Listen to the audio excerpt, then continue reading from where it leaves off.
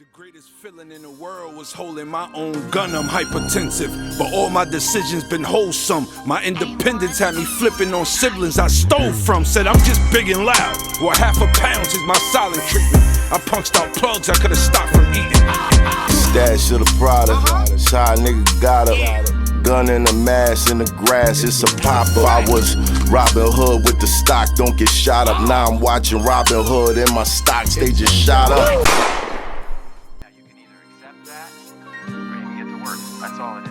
You just do the math. You solve one problem. His crib, his safety, his come kids. on, bro. We putting lives on the line for I'm this, talking bro. about. I'm talking about in a professional manner. Exactly. I'm not talking about. I'm not talking about as far as like standing next to a guy who's being shot at. I'm talking about as far as your career. All right, so being an executive working for a label, do you get a contract? Yeah. I didn't have one. Huh. Right?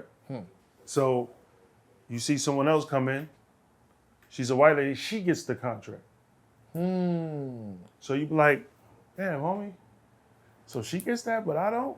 I'm here before all of them. Right. So you see the fact that things is going left, and then you just, I'm young, bro. I'm 26, made my first meal. I'm not about to end that. So I ride out, bro. You gotta ride it out. Sometimes you can't stand in your own way, like I said, a rapper would. I know how to chill. So I dealt with some of the shit he dealt with, but not a lot of people would have. They would have flipped out. But guess what? They would be broke right now. Right? They'll be fucked up right now, telling a whole nother story. I'm chilling. So I'm just like, all right, son. All right, cool. You got it. Can you be mad from the opportunity he gave you? He gave you an opportunity. He didn't give me an opportunity.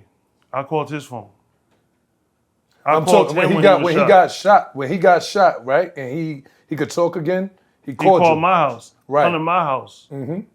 Recorded my house. Everything was done by me for free without it being something he gave me. I gave it to him. Right. So what did he give me? He was a rapper that I believed in.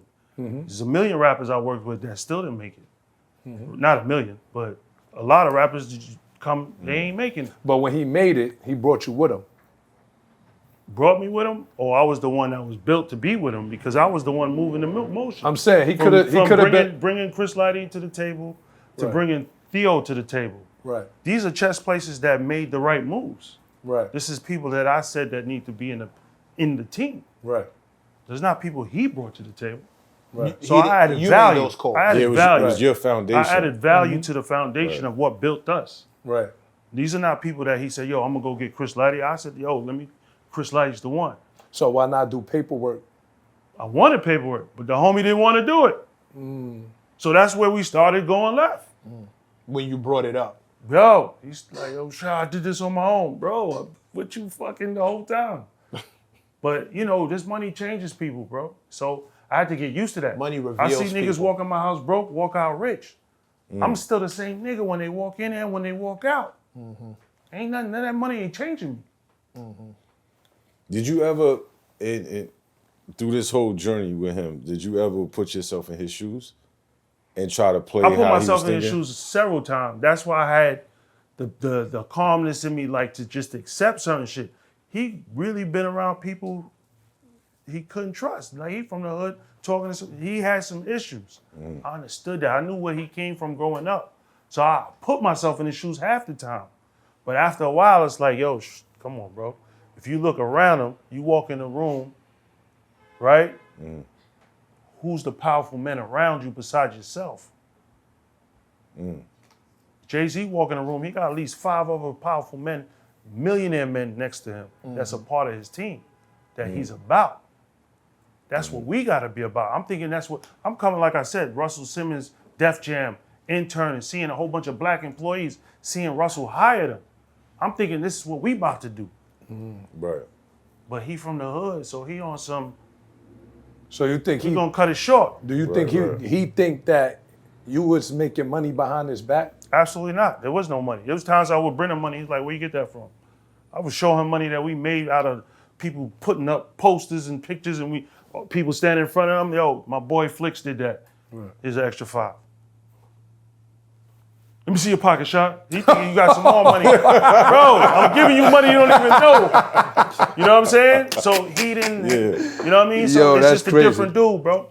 But that's just the game, man. Everybody different in this, man, you know? But I ain't on that time. But I can understand what Gap was alluding to as far as like opportunity-wise. I get what you're saying, and I totally get it. I've been in that situation.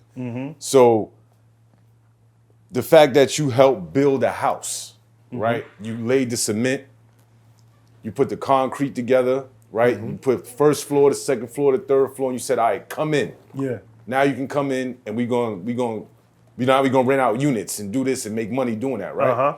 So metaphorically, right? So, but also it's like, all right, I helped build this, and he helped take it to the next level, right? Yes. With your help. Yes. Right? And now it's like, are you still grateful for the opportunity? Absolutely grateful. Because he could have, what I'm saying is he could have left you. He could have been like, he could have went to where he went and said, yo, man, I'm good looking. Yeah. I'm where I need to be, but he brought you. I done seen so many rappers just use people to get what they did. That's what this rap shit about. Right. Nobody appreciates shit in hip hop, bro. So I done learned that early, you know what I mean? So, but for me, I know my value. Right. You got to know your own value, not just worth. looking at the man you standing next to. Right. So that's why I'm still here, still going, sign more after him. It wasn't just him that made me. Yeah, what other, not to deflect, but what there's other artists you have helped get in the industry and get signed, right? I mean, after I left G Unit, I took a break, started doing producer conference, because I was tapped in with all these producers where I was getting them placements, so they getting money. So we like, yo, let's educate them, let's get them in the network, let them meet all the A&Rs, all the publishers. Giving back. Giving back. What producers were good. that? Oh man, from S1, Jake One, so many producers, Kanai Finch. That's my guy, Kanai. You know what I'm saying? That ended up just kept going, right? And still here doing their thing. Much more than that, right? So then I get a call from Chris Lighty and my boy KP, who's from Atlanta, and they're like, yo, you should take this meeting with LA Reid. Like, yo, I'll take it. Let's do it. So Chris come to me with the meeting, sit down, I meet LA Reid.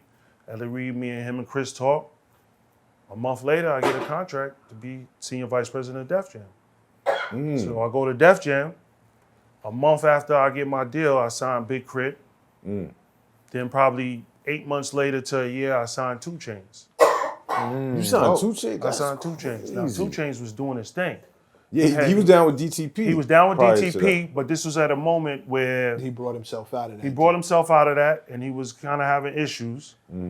But those contracts was keeping him kind of tapped in and tied in. Right. Now here I come, knowing 2 Chainz from just being a whole nother dude when I go to Atlanta.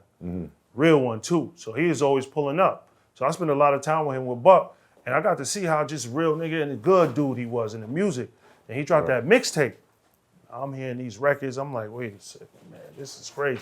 So I'm like, yo, we gotta sign it. I'll bring them back to the label. Like, they're like, huh? First they question me. Record start going. Next thing you know, you get that meeting. Me and Chainz, we get that going. And Chainz is like one of the first, like, where him and his manager Tech, big up to Tech, where I realized, because they had that mixtape that they had put out. Def Jam wanted to grab that. They was like, nah, you ain't buying this, master. This is us. Smart brothers. So they was able to keep making that money, but then Def Jam had to immediately focus on a new record instead of what was already going on. Right. And that's when Based on the True Story came, the record with Drake came, Kanye, and then Kanye came in and was trying to sign him. It was too late. Good music, so he ended up just producing for him. Every other one, Lil Wayne, look at, he about to drop the record with Lil Wayne, you know what I mean? Yeah, they got a single out right now. Everybody wanted to sign him. Right. But I was like, here, this is you. You get your own label. I ain't taking them from, I'm just the A&R. I'm going to give you the opportunity to grow on your own and build your brand. And that's what he did. And he kept going from there. Made $1 million. Hold up. You gotta give it up for that.